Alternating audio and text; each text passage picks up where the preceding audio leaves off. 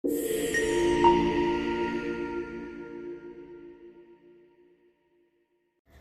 gjithë e kemi parë që prajmi i djeshëm ishte prajmi me më shumë situata dhe më i tensionuar se kurrë. Megjithatë, sërish mban stafetën një nga ngjarjet më dramatike deri më tani. Bëhet fjalë pikërisht për situatën mes Mateos dhe Brikenës, një çift i cili apo dy banor të cilët e pëlqejnë njëri tjetrin por refuzojnë ta shprehin atë.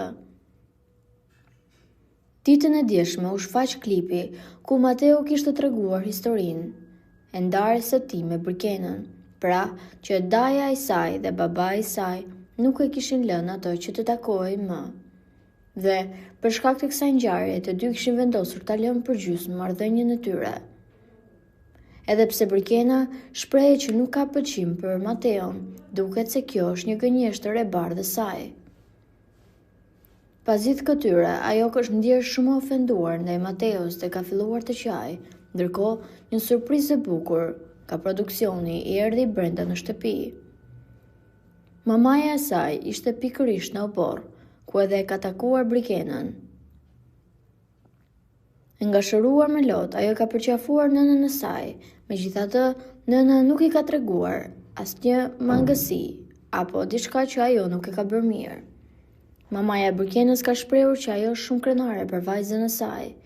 E megjithatë, në pyetjen e Ledionit, nëse dëshiron t'i thotë diçka Mateos për ngjarjen që ka ndodhur, ajo thjesht i ka uruar të fala dhe kjo gjë ka qetësuar edhe Brikenën edhe Mateon. Megjithatë, fill pas mbarimit të prajmit, ishte Mateo ai që ka shkuar dhe i ka kërkuar ndjes Brikenës.